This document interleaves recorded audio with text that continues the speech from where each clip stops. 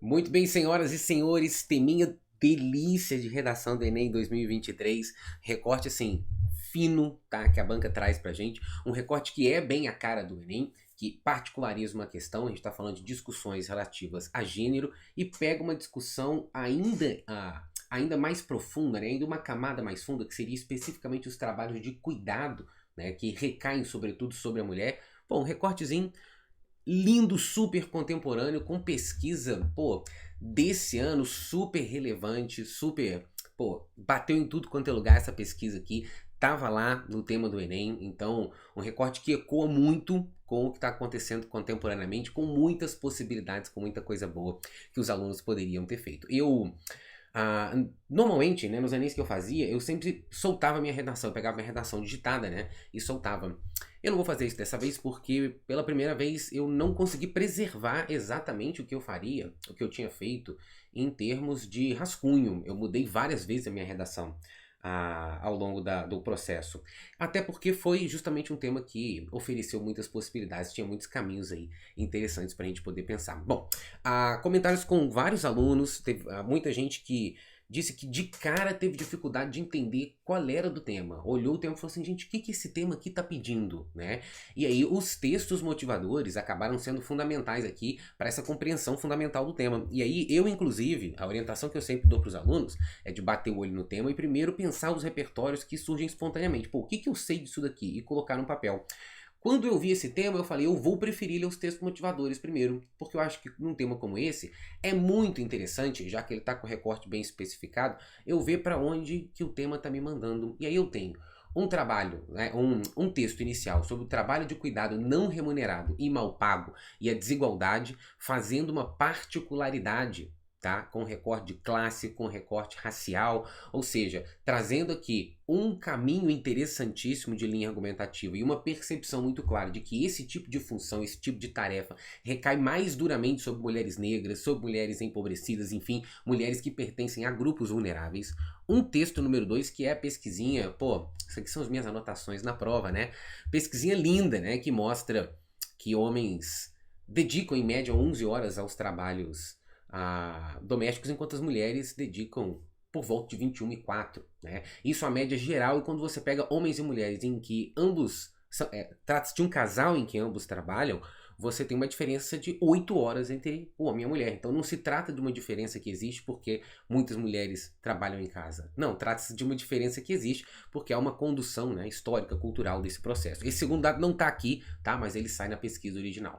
E o texto 3, ele vai trazer aqui uma reflexão sobre a mudança dos padrões sociais e a ideia de que sempre recaiu sobre a mulher a ideia da reprodução da vida e da sociedade, né? As tarefas de reprodução da subsistência, cozinhar, limpar, enfim, cuidar entre elas.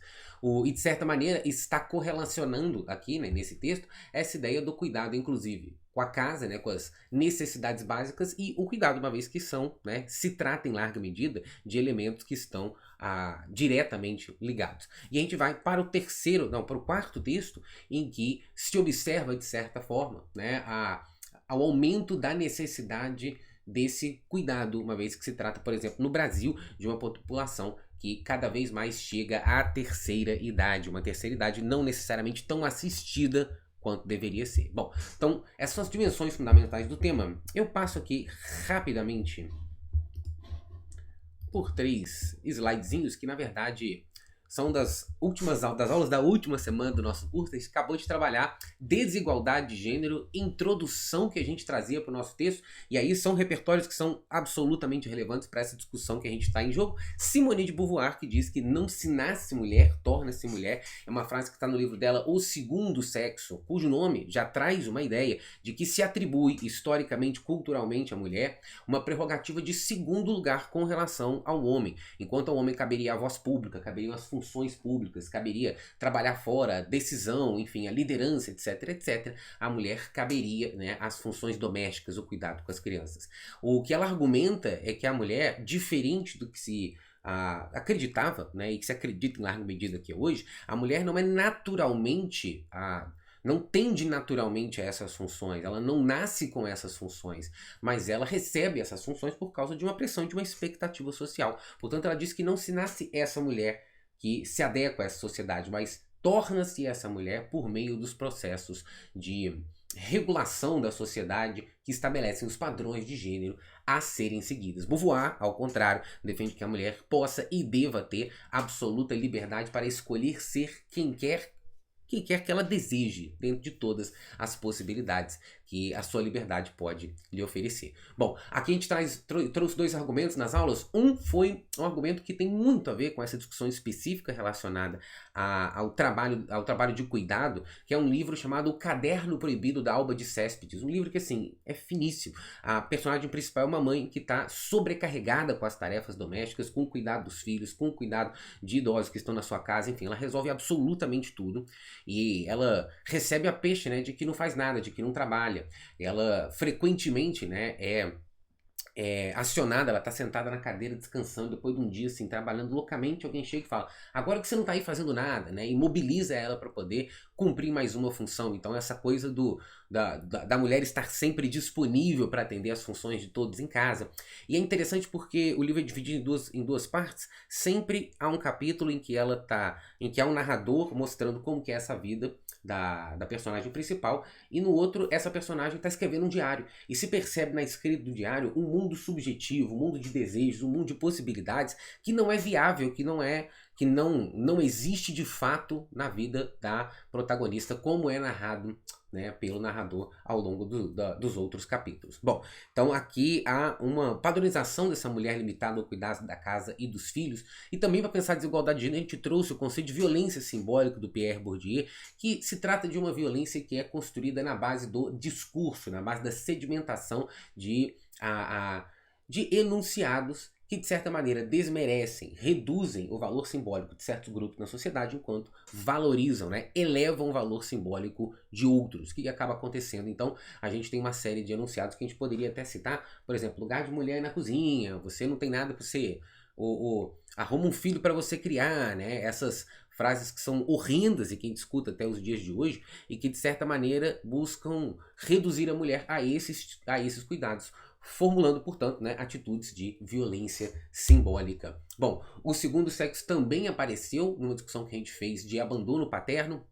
Um outro argumento que a gente trouxe para discutir especificamente abandono paterno está relacionado com a formação da personalidade, que já não é algo que é tão relevante para esse nosso tema de redação do Enem, mas a Carolina Maria de Jesus era perfeita, porque Carolina Maria de Jesus, mulher, negra, mãe solo de 3 filhos, moradora da favela do Canindé, na época de sua formação, no final da década de 50, que escreveu o livro Quarto de Despejo, contando sobre a sua vida e sobre a luta que foi criar essas 3 crianças, né, sem qualquer assistência dos pais, e trabalhando como catadora de material reciclado, né, no lugar com moradia precária, que não tinha saneamento básico, que não tinha água encanada, enfim.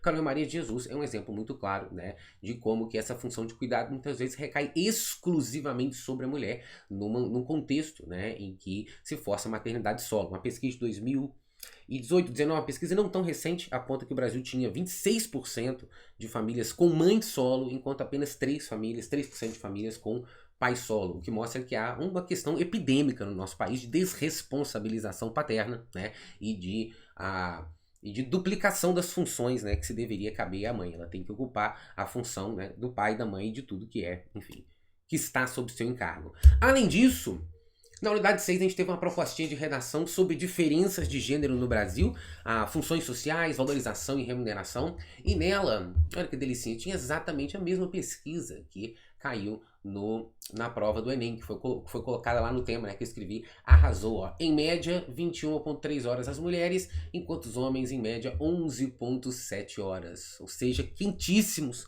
com tudo nas mãos, pode-se pegar tranquilo e belamente para se escrever um texto sobre o enfrentamento da invisibilidade do trabalho de cuidado realizado pela mulher no Brasil. Aí o que eu fiz? Eu lendo aqui os textos motivadores. O primeiro texto eu li aqui do lado, eu já meti aqui, ó, tá em pezinho Carolina Maria mais mãe solo, tá? Então isso daqui já foi o primeiro rolê que eu falei, isso aqui eu vou botar no meu texto, não vai ter jeito não. Aí, nesse texto de cá, em que se estabelece uma relação das funções que recaiu sobre a mulher ao longo da história, eu meti a Simone de Beauvoir, o segundo sexo, sobre o qual a gente acabou de comentar ali agora. Eu fiquei na cabeça também com o Estatuto da Criança e do Adolescente e com o Estatuto do Idoso. Fiquei pensando, será que eu cito criança e adolescente, do idoso? porque em ambos os casos, né, a questão do cuidado desses dois grupos está prevista nessas leis. Agora, eu fiquei, onde que eu vou citar isso daqui no meu texto? Será que eu vou fazer um parágrafo validando a importância do cuidado? Ficou ali na mente, né? Guardei ali para mim. Eu estava na fase da montagem, né, do projeto textual. Aí eu meti aqui, pensando nesse texto, um livro da Anne Halle Patterson, que é um livro sobre a geração millennial, um livro que se chama Não Aguento Mais, Não Aguentar Mais.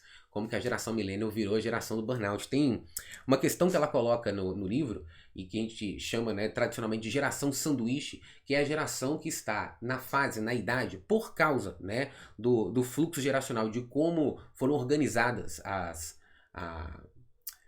enfim, o planejamento familiar, as mudanças que aconteceram na demografia nas últimas décadas, a geração que está exatamente no momento de ter filhos pequenos e ter pais idosos precisando de cuidado.